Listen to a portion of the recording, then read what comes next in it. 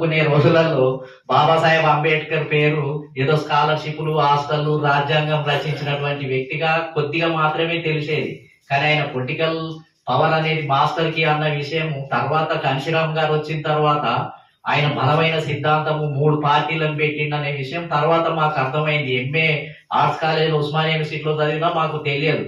కాబట్టి ఆ తర్వాత కాంశీరామ్ గారు వచ్చినాక మహాత్మా జ్యోతిరావు పూలే, నారాయణ గురు, పెరియార్ రామస్వామి, సాహు మహారాజ్, అతిరథ మహారాజులు మొత్తం ఏదైతే బెంగాల్లో ఉన్నటువంటి హరిచంద్ర ఠాగూర్, గురుచంద్ర ఠాగూర్, అదే విధంగా ఎంతో మంది మహారాజుల యొక్క పేర్లన్నీ బయటకు వచ్చేసినాయి. మొత్తం విస్ఫోటనం పేలిపోయింది. మొత్తం కాంశీరామ్ గారి మూమెంట్ ద్వారా మొత్తం భారతదేశంలో ఏంటంటే ఓట్ హమారా రాజ్ తుమారా నైచెలేగా అనే నినాదం ఏదైతే ఉందో దానితోటి అంతకుముందు ఎక్కడో దాగి ఉన్నటువంటి మరుగున పడినటువంటి చరిత్రను అంతా కూడా యగాదిగా చూసి ఆయన ప్రతి కరపత్రం మీద వీళ్ళ పేర్లన్నీ కూడా వేసేవాళ్ళు.